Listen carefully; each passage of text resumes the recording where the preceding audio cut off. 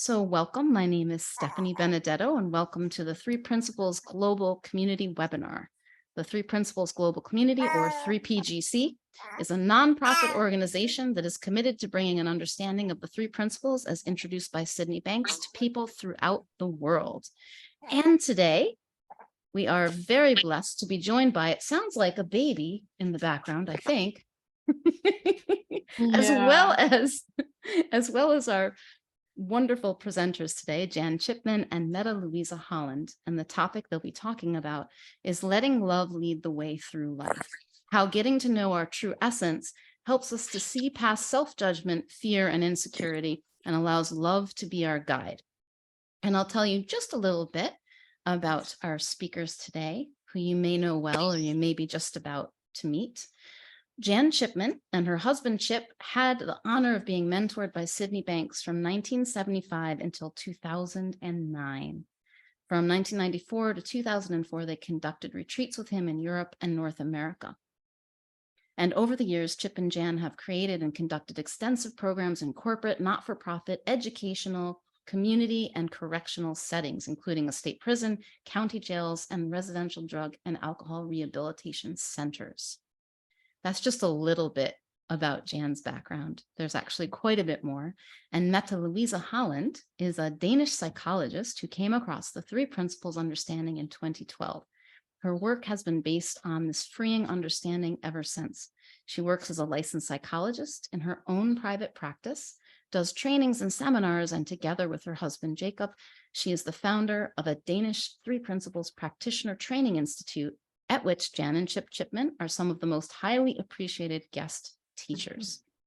So we are very privileged to have both of you here today, and they shared with me that their coming together was also a love connection. So we get to share more of that today. Thank you so much, and I turn it over to you.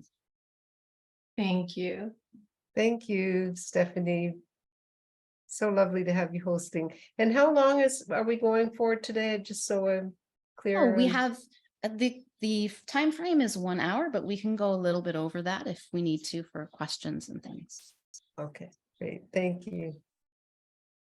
I was wondering, Jan, did you meet Sydney Banks in 1975 or before? In 1975.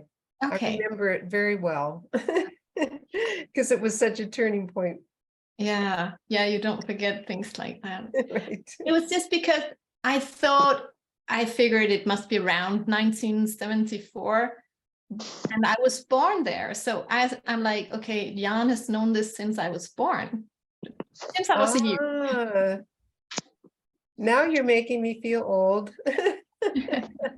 No, but isn't that beautiful? It is. So you're 1 year younger, or a couple years younger than our son. Okay. 3 years younger. Okay. But yeah, Sid had his experience a couple years before that, and so by the time, but there were still hardly any people around at the time. But yeah. So yeah, and I've known it for 10 years now, a little more. And I can't imagine you've known it for like almost 50, like 48 or something. Yeah, it is. It's a long time. And I'm not pointing to your age in any way, but it's fascinating. It's fascinating. It's a gift for sure. Yeah. But as everyone knows, it doesn't matter how long you've known about this understanding, because we all have all of it already. Every human being has the whole package already inside them, and the time you've been involved is a gift. I mean, I'm grateful for that amount of time in my life that I've had the joy of this understanding. When you say that, it reminds me of one of the reasons I asked you to do this webinar with me was that I recognized some of that first insight I heard you share, where you saw it's inside me. And I'm sure that a lot of people must have heard your story already, But I'm also aware there's a lot of Danes here who might not. And I was wondering if maybe you would tell your story where you met Sydney Banks, if that's okay. Oh, of course. Thanks, Mette Louisa. That's very sweet. And for the people that have heard it many, many times, if you nod off, then I understand. You won't hurt my feelings. But really, whenever we share how we first came across this understanding, it's more than just repeating something. And Sid is the one who taught me that, because the first time I shared my story formally in a group, we were working with some leaders with Sid, Chip and I. And all of a sudden he just turned over to me and he said, "Remember that time in my living room, Jan?" And all of a sudden I was on the spot to tell my story. And he always encouraged us to share that first insight. And it really is, there's something special about it. And for me, I had resisted getting to meet Sid because Chip and I were very seriously studying Zen Buddhism. And that was just our latest thing that we were using to find enlightenment. We wanted to become enlightened. And along the way, we got so serious that we lost that connection with our true self. We didn't find that happiness. We were looking but not finding. And so when we heard about Sid, we weren't interested. We'd heard about this person in the area that we lived that had this enlightenment experience, and right away we thought, well, he's just from around here, like, how could he know anything? He's not from Tibet or India. And we knew he was just an ordinary person, and in spite of the evidence that our friends who were listening to Sid were becoming happier, we dismissed the idea that we would go and hear Sid, because in fact we thought that was a sign that he didn't know anything, because our friends were becoming too happy-go-lucky. And we thought, well, this is a serious business, searching for truth, So anyway, as fate would have it, I was with some friends and I ended up at Sid's house. And at the time I was so shy and I didn't like to meet new people, especially if there were a group of new people. And there were just a few friends of Sid and Barb, his first wife, visiting them at their house. And so my friends brought me over there and I met Sid and his wife, Barb, and Barb's mother, Mary, beautiful person. But I was so uncomfortable and shy when they invited me into the living room that it was actually a good thing for me, because it quietened my mind down. I was just in the moment, And I remember walking in and first meeting Sid's wife, Barb.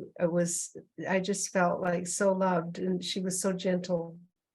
There was such a warmth about her, and anybody that knew her, that's the way they would remember her. She would host people to come to their house all the time and make tea and soup and just make people feel welcome. And so I walked into the living room and I hadn't met Sid. I'd never seen a picture of Sid.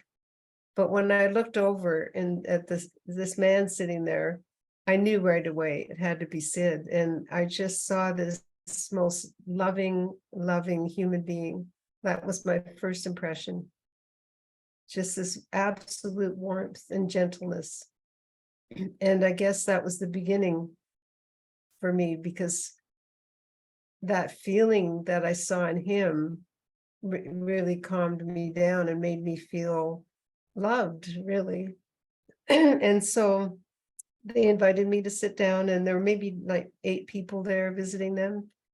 And as people, were visiting, and then Sid was talking with everyone, and then all of a sudden it got quiet and Sid talked in the way he does, that you've heard him talk. He just started talking pure truth.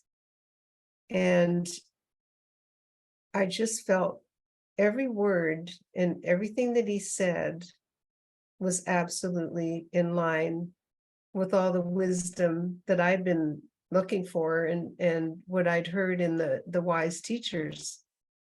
And so everything he said just settled in, one thing after another, pure truth. And I realized I was listening to that wisdom of the ages. And if a few minutes later, I don't know how long he'd been talking, he looked over at me and he said, you know, if everybody in this room could see who they really are inside and how beautiful they really are, they'd have all the happiness they could ever imagine. And before that, if someone said that I had beauty in me, or I was a beautiful person, I would deflect that. I didn't want to hear that. But that, for some reason, when he said that day, I heard it and I felt it. I felt really like a really good person. And my mind went really quiet. And before I'd gotten there, I forgot to say that our marriage was in such a bad state. We were really, really unhappy, and we just would argue all the time. And so I had walked into that living room, a really unhappy, insecure person, and mostly unhappy most days of my life at that time. And all of a sudden that just went away, and I felt this peace. And then as Sid kept talking, it hit me that all the wise people keep saying, you know, everything I've read, they always say, you can only find your answers from inside yourself. Nobody can show you wisdom or truth. It has to come from inside you. And so when I was looking at Sid and he was talking, I thought, it looks like the wisdom's coming from him, but how could I hear it if I hadn't already had it inside me? And I realized I've had it inside me my whole life.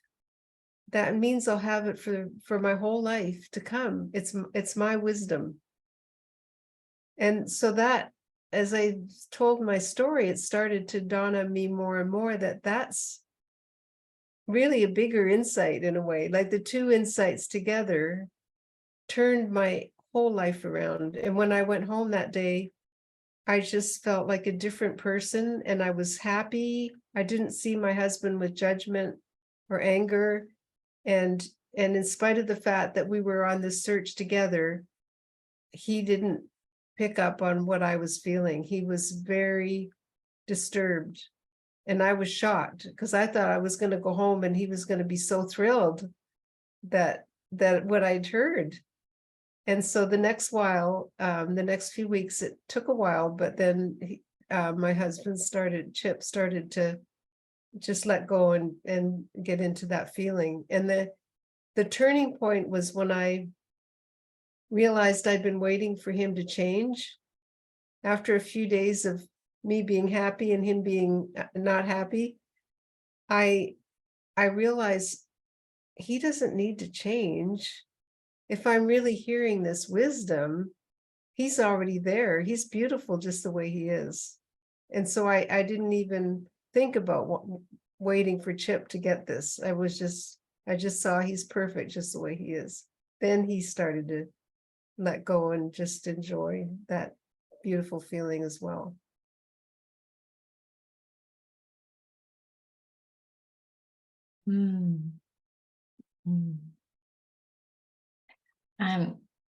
I'm so grateful that my husband didn't try to make me hear this either, because he heard it before me and he started to change.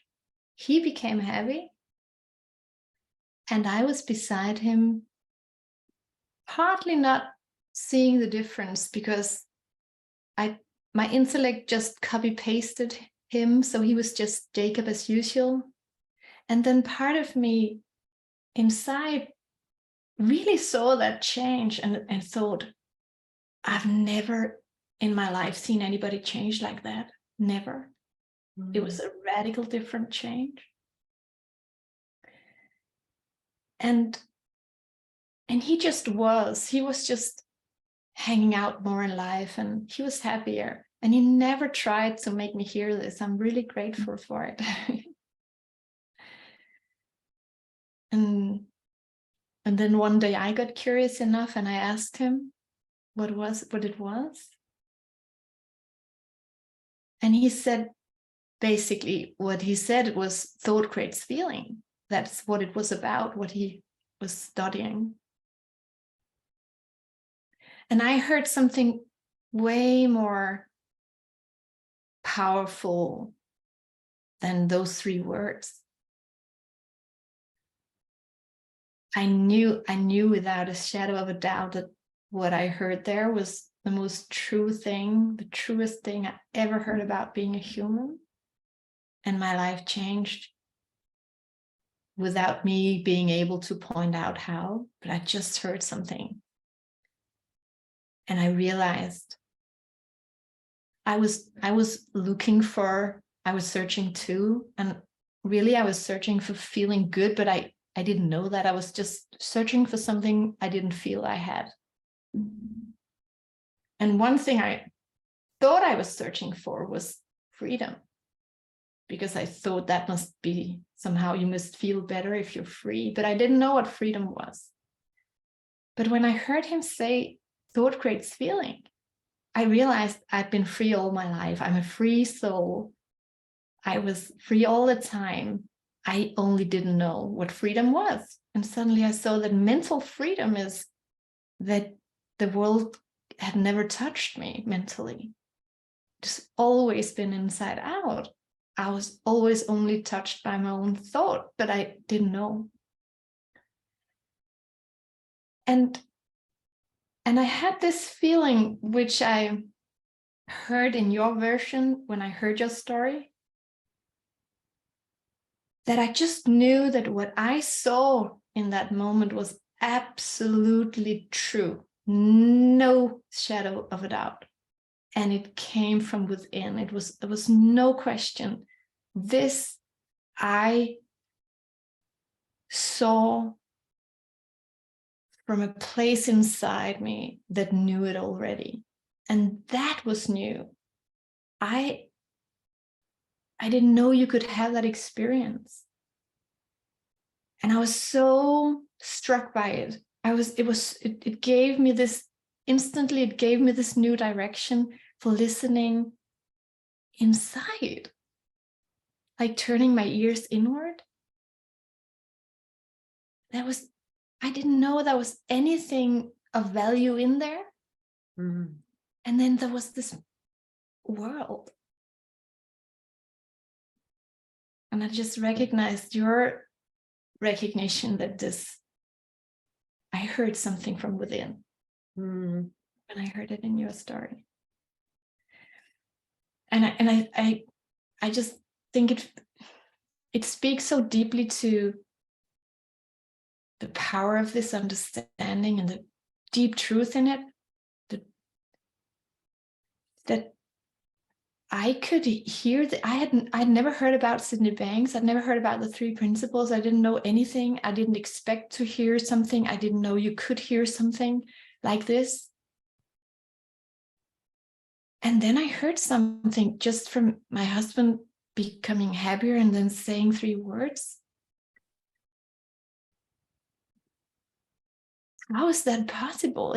I didn't see that in psychology. Mm-hmm.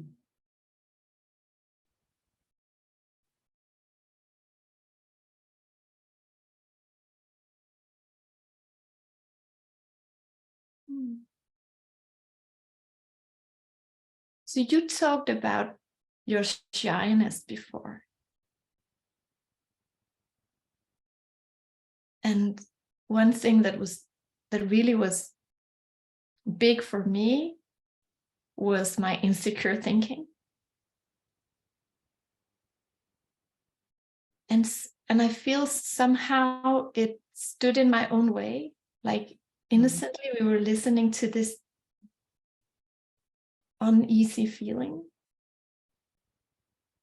For my part, because it felt so real that I thought it meant something real. So I listened very carefully to my thinking about not being good enough and stuff.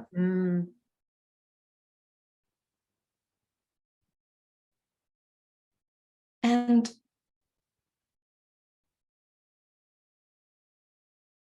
when I think about the title you came up with for this webinar, I'm thinking that how this is universal, I think, that these uneasy feelings, this insecurity, fear is standing in our own way for seeing the beauty inside, seeing that love we are.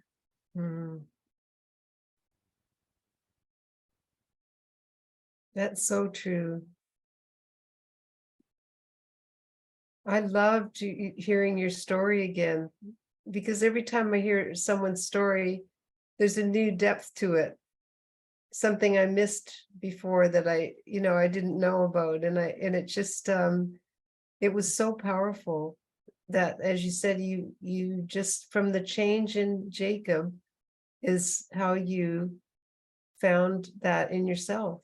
And that's the beauty of all of this, is that Sid's experience and the love that came into him when he had that experience, he saw the world through pure love. And as he started living his life, he started to see everyone in his world, and starting with his family and then friends, with pure love. And that was contagious. And it's still, that contagion is still happening. That's why everyone is here, because they saw the feeling in someone else and their true self connected to that and realized, that's who I am. I'm that love. And that's the only way. I was just talking to someone this morning and who'd been thinking that they do want to share the principles formally, but I was saying that the way they're already sharing it is just by being themselves in this understanding and living in this understanding, that's the way it's really spreading. It is spreading through things like this and our words, but the actual deepest way it's spread is by people living in that feeling of love and making it available to everyone around them to wake up that feeling in themselves, because that's what we're all made of. We just forget.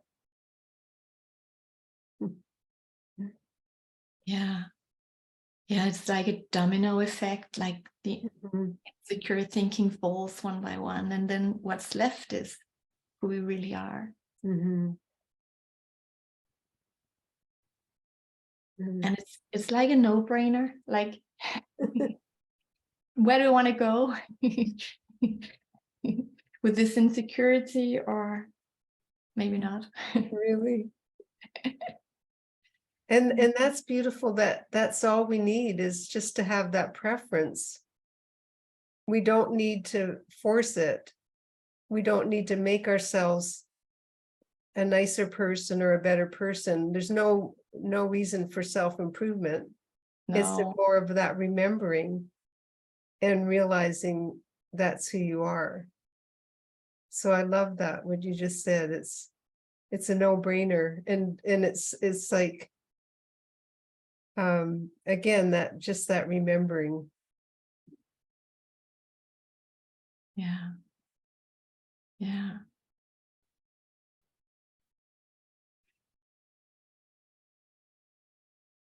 And for me, it was like this domino effect inside too, that when I had heard my first insight, the old misunderstandings just dropped one by one in its own time. I was innocently, I was guided by my own insecurity before, because it felt so real and so important whenever I thought that kind of thinking. And I didn't know where the feeling came from. So for me, it was true because I could feel it.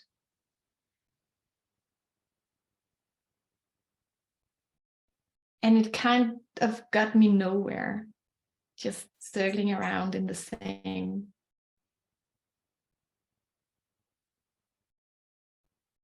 Yeah, not so great space. And I thought, that's me, that's who I am. And when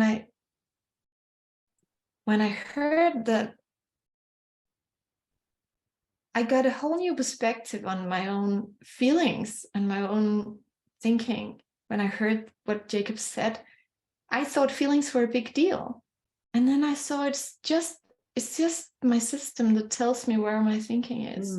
And I just kind of felt, I felt this. I remember actually one thing that came to my mind in that moment was, oh, I completely misunderstood thought, because I thought that thought is boring, who cares?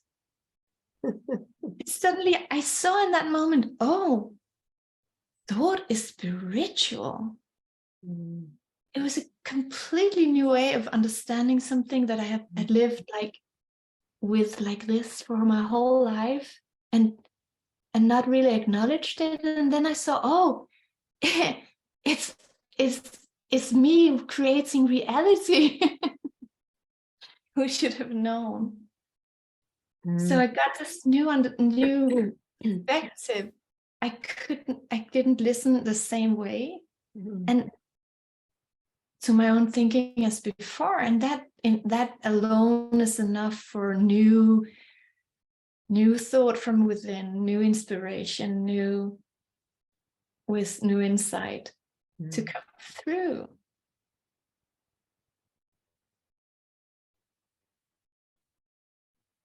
All that change that was already just waiting to happen.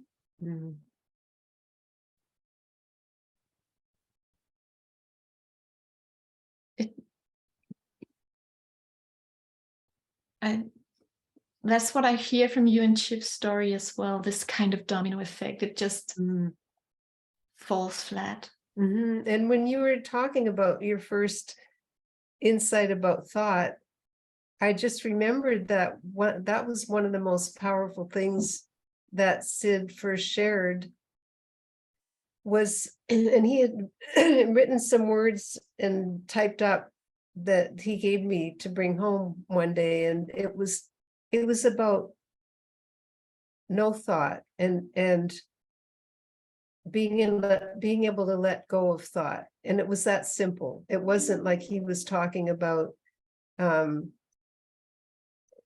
just defining thought or whatever. He was just saying, and what I heard was all my worries, and I was so worried about everything because I thought our marriage was going to break up, and we had a little 3-year-old son, and I was insecure and everything. And so when he talked about that state of no thought, I know that we can't really achieve that like I'm sure he did when he had his enlightenment experience, but the idea of a quiet mind, right? That was my first contact with that idea that this state of no thought is where we find our true self. And so when he would talk about no thought and just letting go of thought, like busy thought, what I heard was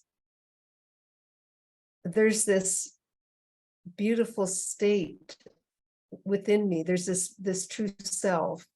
Like he said that in my first insight, when he said if everyone could see, there's this whole other part of themselves that they don't know about other than their human thinking. That was just so profound for me. And then I felt that other part of me when I felt it that day, and I went really calm. I put that together with what he was saying about that state of no thought, or least less thought, brings you closer to that true self. And so every time I would I would be tempted to be upset by something from my past, like an old argument, or in the present, if we weren't agreeing on something, and I would, my habit was to get dramatic and overreact and everything. All of a sudden, that, like you said, do I want that, or do I want the peace? And so I started to see the value of that state of no thought, or as close as we can be. But when I first heard him talk about it, as I said, it was so profound that it moved me, because it felt so pure and so simple, that if you're not cluttered in your mind with all these negative thoughts, that you find peace. Like that's basically all I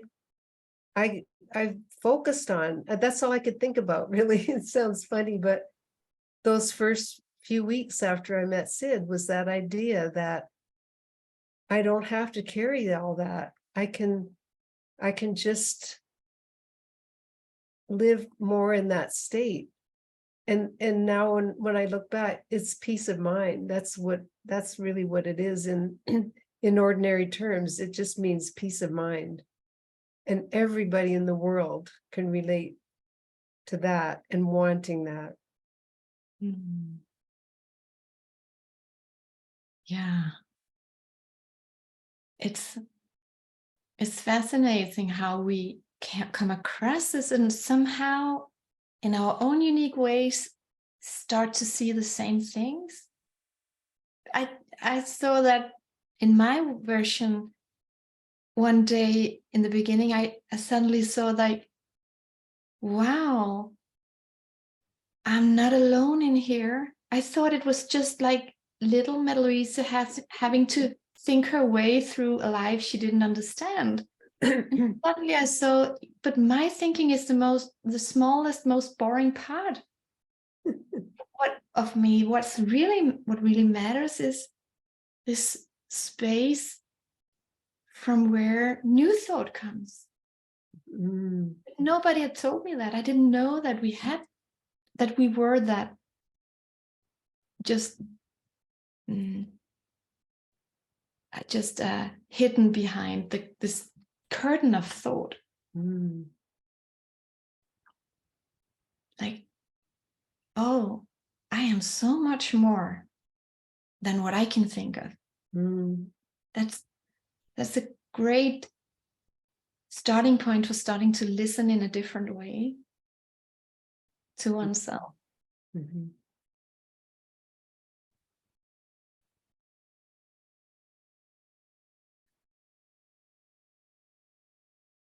I just told some other people today about one thought, one insight I had one day, because one thing I had done before was whenever it didn't feel good, I blamed it on my husband.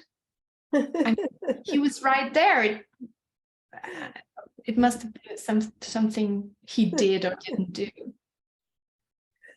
And after we came across this, I started to see that he's not my thinking about him. That's me making an image in my mind.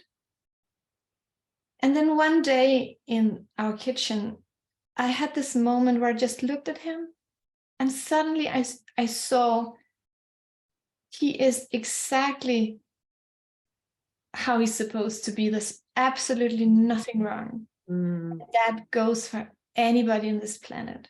Mm. And if I look at him or anybody else, including me, and see anything else but love and understanding and like sameness, that's my thinking. That's not them. Mm. And that was the beginning of a new relationship. Beautiful. like just really seeing behind your thinking about something. That I heard, I think 3 Sid quotes sometimes, and one I really, really loved was a couple of months ago. They sent this email out, and there was this Sid quote saying, "Wisdom is love." That's simple and deep. Yeah.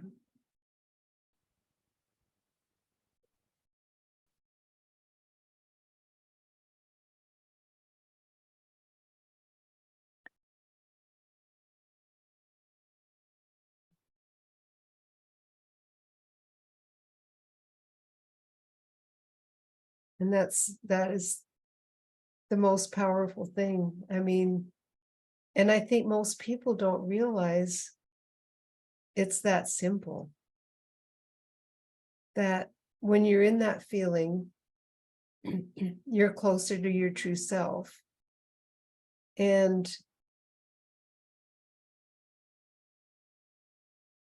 all we really need to do is love ourselves, and the rest will follow. Because that day, almost 50 years ago, I felt love for myself that I had never remembered feeling, that love for myself. I must have felt it when I was a little kid, you know, but I didn't. It was gentle. It wasn't like I was like, oh my gosh, I haven't been loving myself. It was just like, it was so gentle. I fell into that feeling of love. So that's what I was different about. Even though I'd been studying wise people, you know, there's so much wisdom in Buddhism, and every you know, wise teacher has left us something. But until it wakes up in you, you don't get to enjoy it, you know. And it's like, now I feel like I'm getting smarter about seeing when I have been judging myself or not loving myself. I notice it. Before, I was so tolerant of all those negative thoughts about myself. And now, as time goes by, as I mentioned, like this understanding, just, there's no end to it. And it doesn't matter how long you've been around it, but if you keep listening, like I listen to Sid or read Sid every morning, and because I feel like I'm hearing my true self. It's not the Sid's words. And so as I keep listening and hearing that truth, I'm getting so sensitive to those times when I'm not loving myself.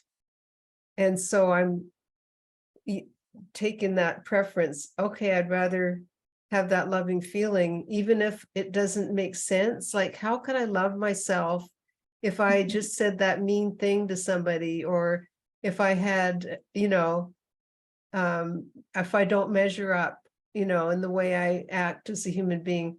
How could I love myself? So it's just getting over that, I guess, conditioning, you know, that we're never good enough.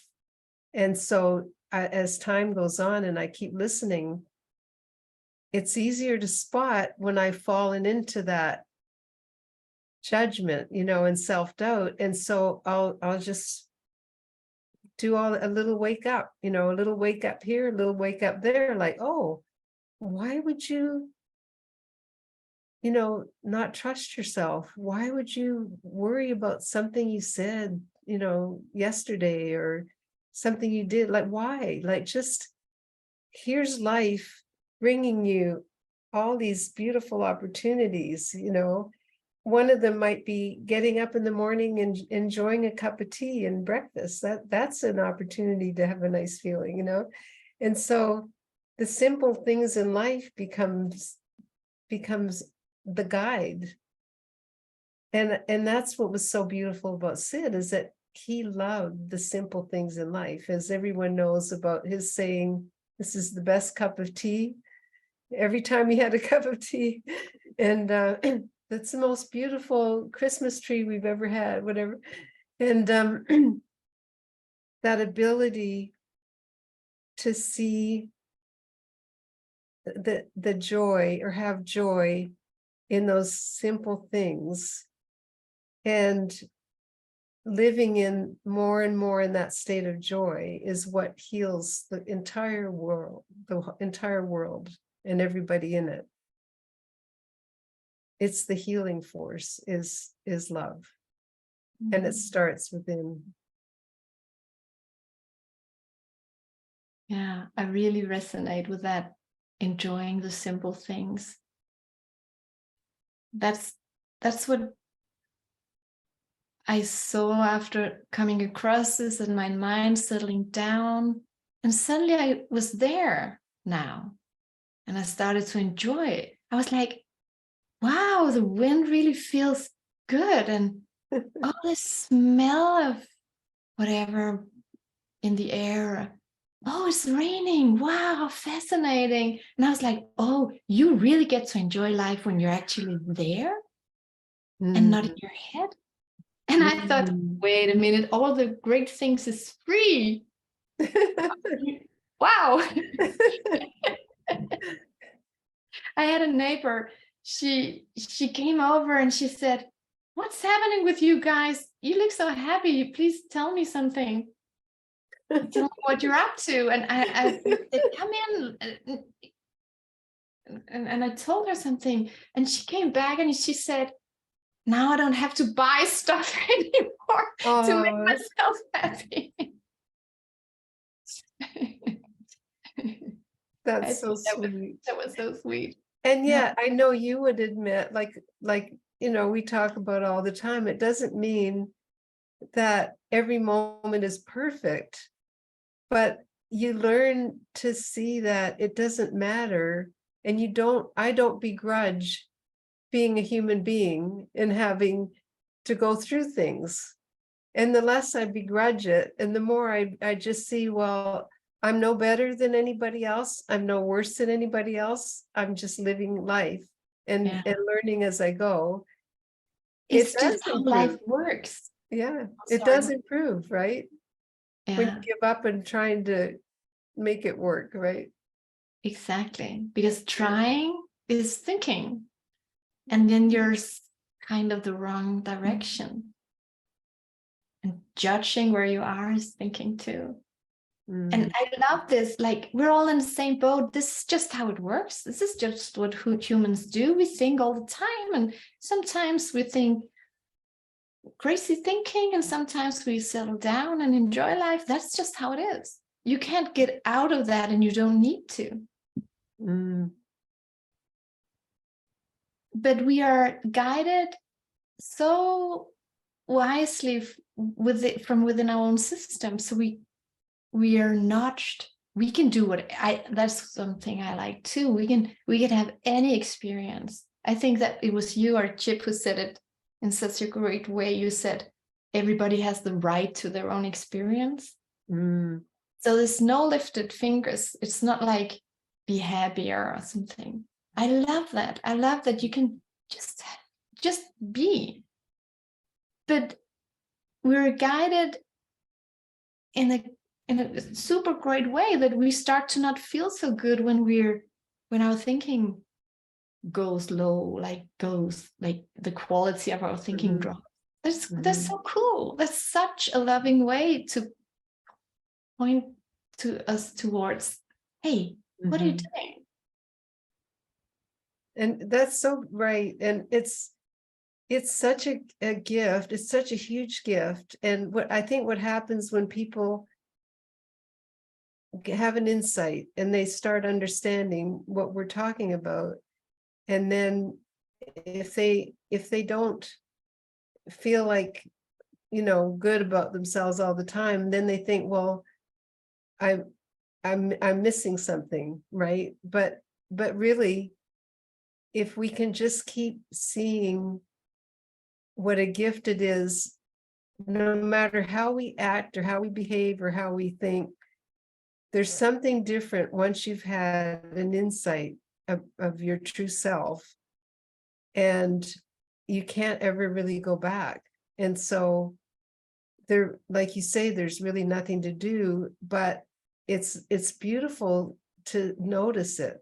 It's beautiful to notice the difference. Because sometimes we think, oh, I haven't really changed. I ended up being, because that's what happened to this person I was talking to earlier today. She'd been thinking that she'd been a bad person because she had 3 angry people in her family that weekend, separate occasions, and she got engaged with the negativity and was getting upset. And then by the time we talked, she was feeling bad that she got upset. And I said, wow, like, look at the way you talk to your kids, your grown-up kids, like with so much wisdom. Like you had an argument, but you went right back to the feeling, like you knew what was going on. And so she went from looking at it as she'd fallen back and lost something, or to seeing that how much she's grown and how loving she is, that she went through those things with so much grace and understanding. So all of a sudden she's sitting back realizing, wow, like I have learned so much. And the way I handled that was so different than before I got this understanding. And it would have been a disaster, So she totally looked at it a total opposite way and just felt all this love for herself instead of condemning herself. Because I could see that she'd been amazing through all this, right? So again, it's really a beautiful thing for us to acknowledge that our world is different, that from this understanding, and just what a beautiful gift it is. Yeah. I kept a habit some years after I came across this, that sometimes when I was really tired or my mood was low, I thought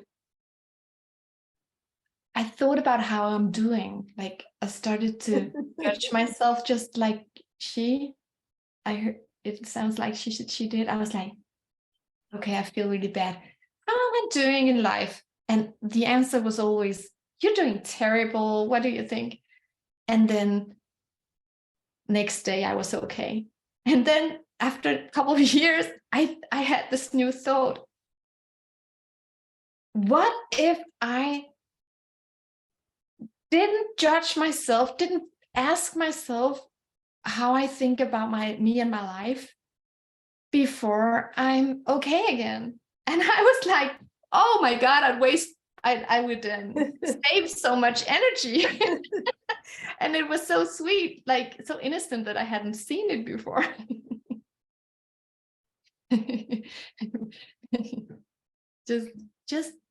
just feel bad and don't think about it.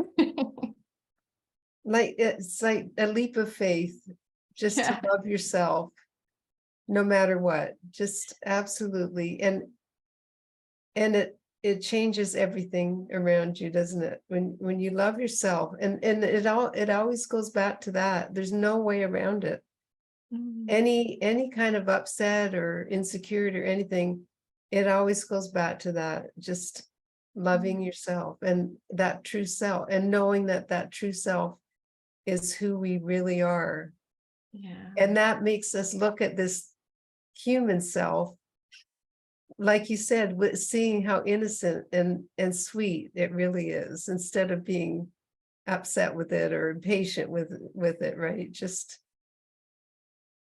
yeah. And there's no division anyway. I mean, it's all one. It's like your shadow. I remember getting that feeling one time, like when Sid would talk about our true self, and it just hit me. It's like your shadow does everything you do. It's like not separate, or your reflection in the mirror.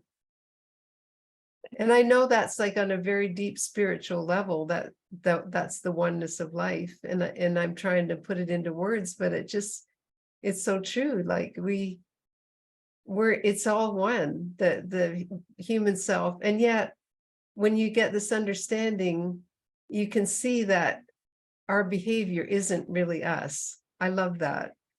And that makes it easier to be around other people, because you're not always being so influenced by their behavior, especially negative behavior or your own behavior.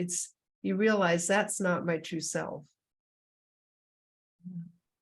It's all one, but it's not the best of me, put it that way. Mhm. Yeah. And you know it because it doesn't feel right, like yelling at the kids. It doesn't sit well with one. Mm. So you kind of automatically has proof that you are not that, because you don't even like it. Right. Mm. Yeah. And before, I thought I needed love from outside, Mm. that I was like empty or Mm. small and needed someone to like support me. And the realization that this comes from within too. I am love. I can't need it from outside if I am it already. Mm. It points back to that oneness of life you were talking about. Like, I am it.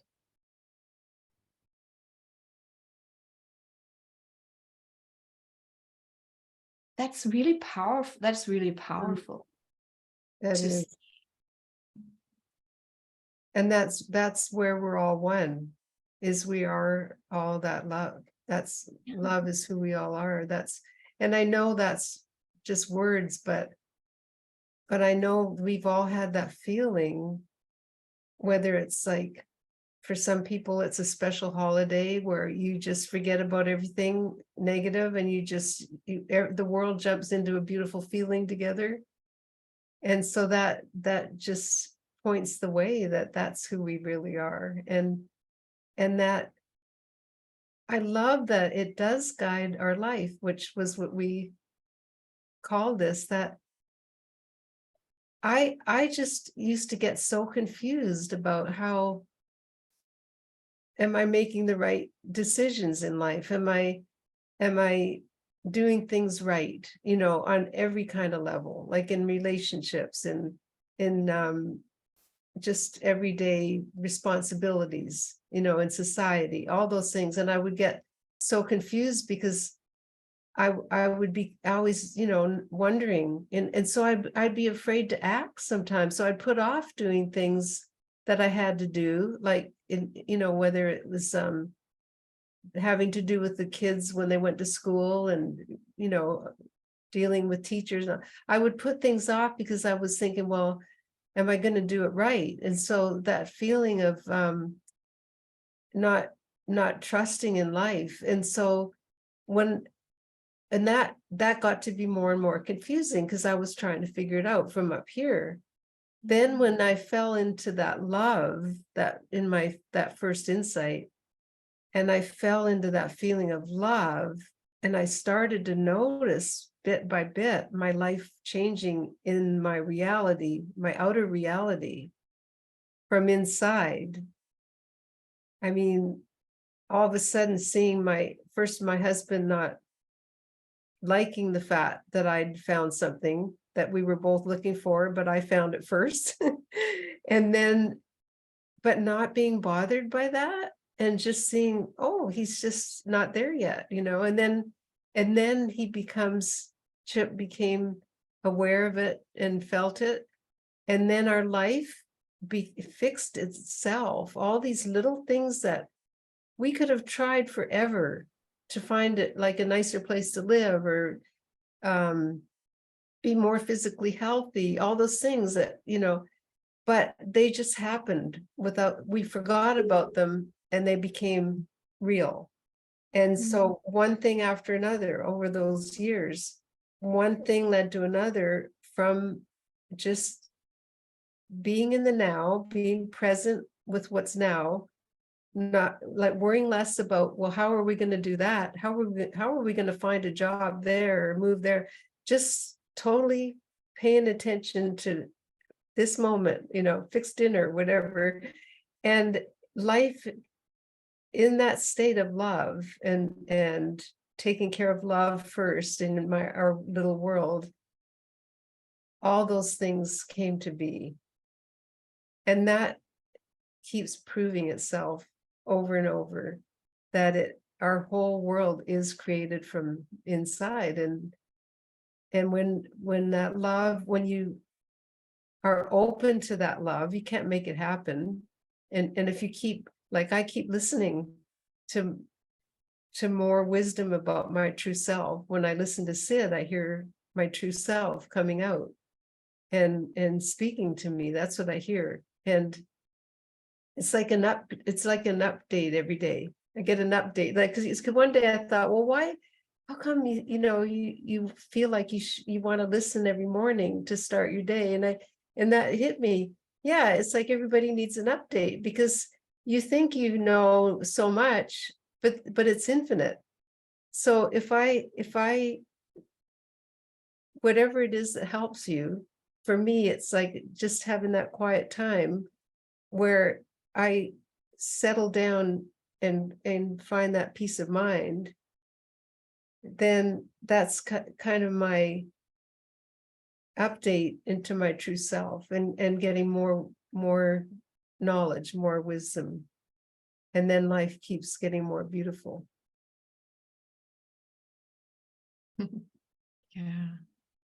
So it's not a technique, No. because I don't believe in techniques. I don't believe in, I mean, it's beautiful if you want to do techniques, but to me, if it brings you a feeling, that's beautiful.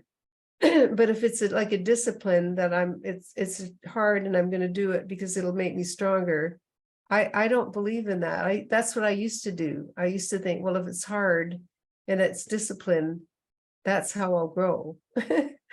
Now it's more like I become more disciplined in a way with how taking care of myself from the feeling. It points to this, the title of this webinar, I think, because going with that feeling of what you're inspired to do is being guided by love, because it's being guided from that feeling. Like that's one thing I found out that I've become really good at, is enjoying life. I can enjoy, say, knitting or reading with my son or sitting in the garden. I can enjoy it so much. And that's like being guided from love. Feeling like really just being in that moment and enjoy it so much. That's beautiful. I just that feeling just washed over me when you were saying that, from so much feeling, so much depth. Mette, Louisa, do you think if anybody has a question, Yeah, we sure. might? Wow, the time has gone by so fast. It has. Louise Oh, there we go. Louise. Hi, Louise. Hi. Hi, nice to see you both again. Nice to see you. I'm having a sore throat. I've got a bit of one, but yours is painful. Yeah, Oh, I hope you feel better soon. yeah, I hope that I will be. But I have a question about, some people say that when we have some kind of experience that it gets stuck in the body. What would Sid say about it? Oh, has he mentioned something Oh, about yes, he was asked that many times, and it? he didn't believe that, and I don't believe that. Mette, Louisa, you might have a comment. You're the Yeah, expert with the degree. yeah. I was taught that.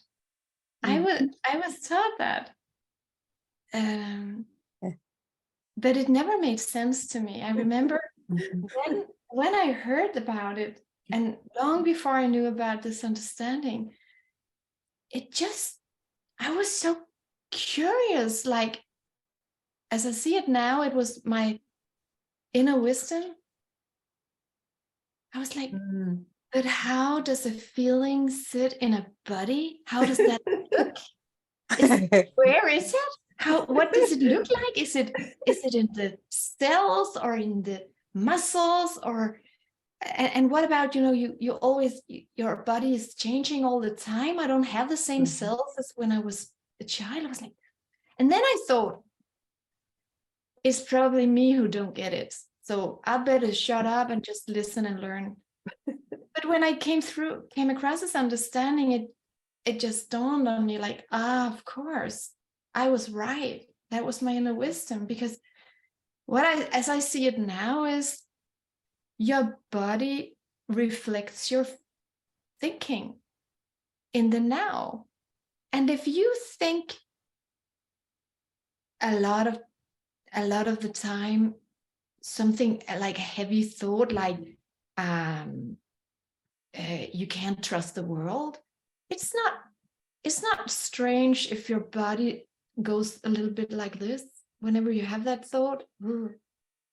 So, but if the thinking shifts, the body shifts.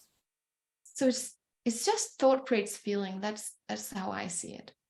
And another, I'd like to add something too, that we never have to figure out why we're sick, or why our body is having issues or whatever, because on a really deep level, as Metta Louise, as you were saying, that the way we are looking at life can affect our body, but that doesn't mean that people don't get illnesses or whatever. And I remember I tried to figure out one time, or judge myself for getting sick, and he just said, "Dearie, everybody gets sick sometimes. You can't figure that out. You just take care of yourself." And I love that, gave me so much help through my whole life, because we can't judge why our body is doing certain things, catching a disease or whatever. But I know one thing, it's always much better an outcome, the better we do feel and how much we're loving ourselves. It'll be that much easier, whatever we're going through. It's such a great point that we don't have to figure it out. Exactly. I had an example. Before I came across this, my like solar plexus really hurt a lot. Like here, the muscles tensed so much. And I went to therapy. I trained as a therapist, so we had so much therapy around that. Ooh, what is it? Where does it come from? Massage, everything. And I just had it. And then we came across this understanding, and we lightened up, and we had so much more fun, and we got all these beautiful insights, and the feeling rose. And and suddenly I saw, hey, where's that muscle tension? And it wasn't there. It wasn't there. I was like, oh, of course. I let go of so much tension in general. And then I had a bad mood one day, and I saw that it was back. And I was like, oh, of course.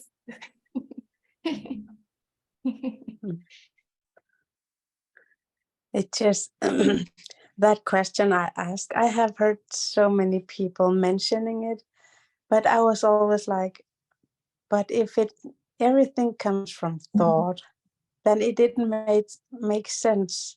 But I never knew how to answer, and when they really believe it, I really don't know what to say when it happens. Yeah. And that's so beautiful, Louise, that you know what you know, and you can trust in that. And that gives, like Metta Louisa talked about, that freedom, that you feel. that everybody's free to see whatever they want. And I used to be impatient with other people for not seeing it my way. And I still do that sometimes. But Mhm. now the more I enjoy my life and my simple life and the simple things, the less I think about what other people are thinking, and the less bothered I am if they believe things that are crazy, as long as they're not harming people. I see that's just that's the way they see it, and they have the right to see it that way. And Mm. and we don't, I used to wish more people would have this understanding. In the beginning, I wanted all my family members to have it, and that was a big mistake, because I tried to tell people about it. And then Chip and I both learned, no, just live it yourself. And everybody has the freedom of their own reality. And that's a beautiful thing. And I love that you have such a beautiful, loving presence about you, Louise. And I know, without knowing everything about your day-to-day life, I know that you, wherever you go, you spread a beautiful feeling. And I think I love to say that about you, because that gentleness especially is such a gift. Thanks. And I think we always have the right to if it comes up, to say, oh, I don't see it that way. Mm-hmm. I love what you said, Jan, about not having to argue with anybody. That was a big relief when I saw that. Like, I don't ever have to argue about the 3 principles with anybody, because it's how it is, and they can think what they want. And there's so many people who's interested. I could just talk with them about it. Or the people that, like everybody in the world that's walking around, they've all got the principles. We all have it. And as I said, nobody knows more than anyone else. And I love that it lets me discover beauty in everybody, like, just how wonderful that there's all these people walking around in the world. We don't need to know all their business, but we can know that we're all the same inside, whether we talk about it or not, and that we can share a beautiful moment. Like, just, I love sometimes when I'm in the grocery store and I'm just feeling good, sometimes just walking in the store and being ordinary, and then you bump into somebody that you don't even know, and you see they're just in a nice feeling, and that's a thrill to me.